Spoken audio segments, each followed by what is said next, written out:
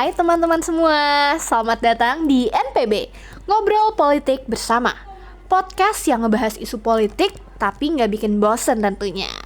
Gue, Alfi, sebagai host yang bakal mandu obrolan pada hari ini. Episode kali ini topik kita panas nih, yaitu pemberontakan Papua oleh OPM. Nah, OPM itu apa sih? OPM adalah Organisasi Papua Merdeka dari tahun 65 sampai sekarang. Penasaran banget kan? Langsung aja, hari ini gue ditemenin oleh dua narasumber yang dimana teman terdekat gue, yaitu teman sekelas gue. Halo kalian. Yo, halo Avi, halo juga nih teman-teman semua. Gue udah gak sabar banget nih buat ikut bahas topiknya. Tapi kayaknya berat banget ya topiknya. Di lain sisi, penting juga sih buat dibahas. Halo Vi, ini topik udah kayak luka lama yang belum sembuh. Jadi yuk kita bahas bareng-bareng tapi asikin aja ya.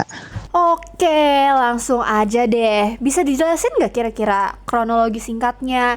Kayak gimana sih awal mula konflik ini bisa muncul?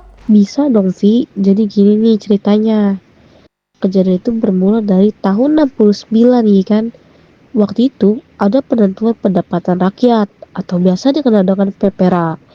Harusnya rakyat Papua bebas nih mau milih gabung ke Indonesia apa enggak. Ya, tapi kenyataannya cuma segelintir orang doang yang milih. Dan katanya sih ya, ini sih katanya di bawah tekanan gitu. Wah, beneran di bawah tekanan gitu kah? Serem juga ya.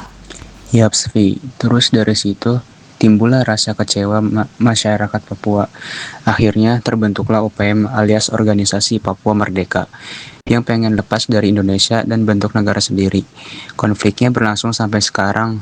Tahu pas gua cek di medsos, dari baku tembak sampai diplomasi ke luar negeri. Oh, kira-kira ada nggak nih salah satu pemberontakan atau hal-hal yang dilakuin sama OPM ini yang kalian tahu? Oh ada Vi. Setahu aku tuh di daerah Puncak Jaya. Nah di daerah tuh sering banget tuh ada baku tembak antara warga Papua dengan tentara OPM. Tapi di sisi lain OPM juga nyari simpati nih ke luar negeri. Kayak lewat media sosial dan forum-forum internasional. Berarti konflik ini bener-bener kompleks ya guys. Sekarang mungkin bisa kita bahas kali ya satu-satu. Pertama, ancaman menurut kalian, ancaman apa sih paling besar dari kasus ini? Menurut pendapat gua paling jelas sih ancaman disintegrasi. Kalau Papua bisa lepas, daerah lain bisa-bisa ikut minta merdeka juga, kayak efek domino. Nah, setuju banget tuh Dit. Dan Papua itu seperti yang kita pernah pelajari, merupakan salah satu pulau yang kaya banget kan. Sumber daya alamnya luar biasa melimpah. Sekedar informasi aja nih, tambang emas Freeport di sana tuh salah satu yang terbesar di dunia woi. Yoi Jess, kalau sampai lepas rugi banget sih Indonesia. Gak cuma wilayah, tapi juga ekonomi. Walaupun yang gua tahu Indonesia dan wilayah Papua cuma dapat sebagian kecil dari hasil tambang itu. Hehe. Oke, lanjut deh guys. Kalau tantangan dari sisi pemerintah, kira-kira apa nih? Kalau dari sisi pemerintah, setahu gua nih ya Vi, yang pertama itu akses. Seperti yang kita tahu kan, Papua itu wilayahnya luas dan medannya susah banget dijangkau, kayak banyak hutan-hutan gitu.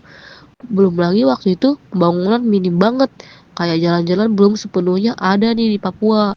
Nambahin dari Jess aja nih. Terus tantangan lainnya komunikasi. Pemerintah pusat kadang nggak ngerti apa yang sebenarnya dirasain dan dibutuhin orang Papua. Budaya beda, cara pandang mereka pasti beda. Oh, kayak misalnya pemerintah mikir ngasih bangunan ke sekolah. Udah cukup. Padahal yang sebenarnya dibutuhin oleh mereka itu juga guru yang paham budaya dan bisa ngajarin pakai bahasa yang mereka ngerti. Gitu gak sih guys? Nah, bener gitu Vi.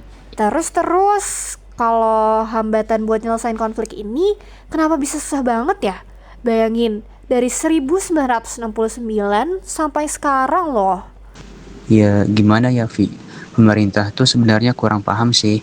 Mereka seringnya memilih pendekatan militer. Jadi rakyat malah makin takut. Bukannya ngerasa dilindungi, malah ngerasa diserang. Nah, mau nambahin lagi nih Dit. Pemerintah itu juga sering banget nih nawarin solusi yang cuma formalitas aja. Kayak yang pernah gue baca tuh di artikel. Katanya sih Papua dikasih otonomi khusus, tapi praktiknya nggak sampai ke masyarakat bawah atau istilahnya itu akar rumput. Jadi ya masyarakat Papua nggak ngerasa ada perubahan gitu, kayak gitu-gitu aja. Oh, gue baru tahu loh Jas, ternyata Papua tuh dikasih otonomi khusus. Nah, terus sekarang yang agak tricky nih, gangguan dari luar negeri. Kira-kira ada gak sih? Nah, kalau gangguan dari luar negeri yang pastinya ada dong, Vi. Contohnya kayak negara Vanuatu atau Australia. Kadang mereka ikut ngomongin soal Papua di PBB. Mereka bilang Indonesia harus kasih hak menentukan nasib sendiri ke Papua. Nah, hal itu kan berpengaruh pada keutuhan negara Indonesia kan. Betul banget, Jess. Bahkan ada LSM internasional yang terus dorong referendum. Jadi meskipun Indonesia bilang ini urusan dalam negeri, nyatanya dunia internasional ikut nimbrung juga. Waduh, udah ribet di dalam, ditambah ribet di luar juga ya teman-teman. Iya tuh, Vi, bener banget. Sekarang kita masuk ke bagian teori kali ya. Menurut kalian nih, dari sisi ilmu sosial, teori apa yang paling pas buat ngejelasin konflik ini? Menurut gue sih ya, teori konflik yang cocok buat ngejelasin konflik di Papua itu ya teorinya Karl Marx. Karena wilayah Papua tuh merasa tertindas. Mereka nggak dapat distribusi kekuasaan dan ekonomi yang adil. Jadi muncul tuh perlawanan-perlawanan. Kalau gua agak beda dikit nih. Menurut gua cocoknya juga sama teori Max Weber karena ini juga soal identitas dan budaya. Orang Papua punya budaya sendiri yang mereka rasa sering diabaikan negara sendiri. Kan kita tahu ya, diabaikan itu sakit banget.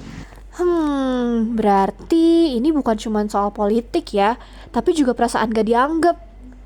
Deep banget ya ternyata. Duh, iya lagi. Wah, tapi gak nyangka ya diskusi kita bisa sedalam ini.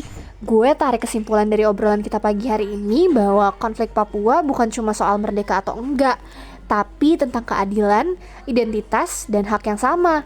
Ya enggak guys? Yaps, bener banget tuh, Vi. Gue berharap semoga kedepannya pemerintah bakal pakai pendekatan yang lebih manusiawi dan dengerin suara orang Papua secara langsung.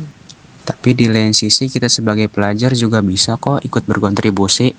Nggak usah besar-besar, cukup mulai dari ngerti dan peduli dulu aja. Oke, thank you banget buat Jessica sama Hadit yang udah luangin waktunya untuk episode kali ini. Banyak banget yang bisa kita kulik hari ini. Gue, Aufi, sebagai host yang telah memandu obrolan pada hari ini beserta rekan narsum gue, Jessica dan Hadit, izin pamit. Sampai ketemu di episode selanjutnya. Bye semua.